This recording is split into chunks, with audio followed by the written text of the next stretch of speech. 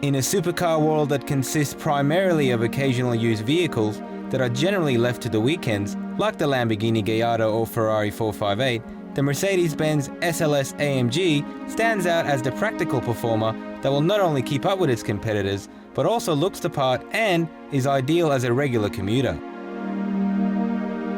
Of course, that is just a theory. So to test this, we're going to drive this obsidian black SLS AMG coupe all the way from Sydney to Brisbane.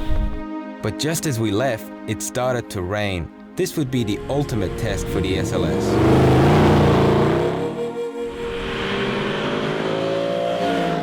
It is the first vehicle designed and built from the ground up by the Mercedes-Benz performance division AMG.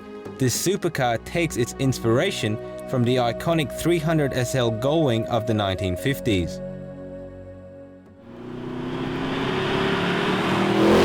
Getting in is a bit of an extravagant affair, but once you're inside, the SLS really shows its true colors as a proper GT car.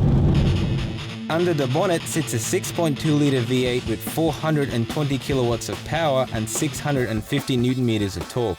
Couple that to a 7-speed, rapid-shifting dual-clutch transmission, and you'll see the SLS go from 0 to 100 kilometers an hour in just 3.8 seconds.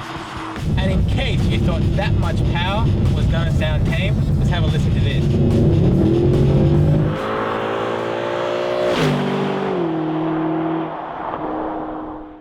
The dual-clutch transmission may sound technical and somewhat overly complicated, but in reality it's actually rather smooth when it needs to be, but also provides rapid gear shifts when required.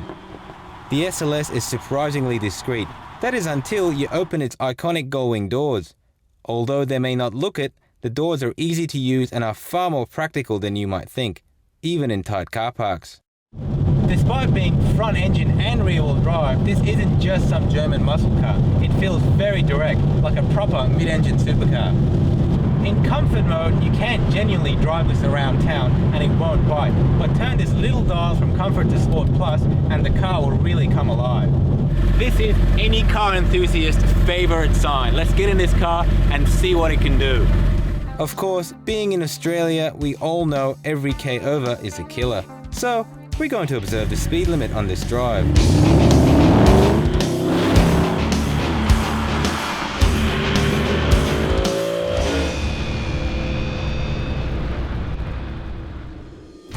After more than 7 hours and 500 kilometers, it's time to stop for some fuel.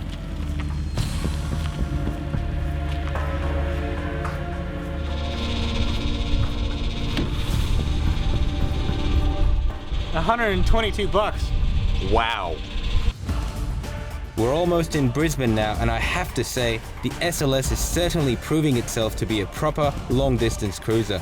The seats are comfortable, it's easy to steer, but best of all, there's never been a dull moment.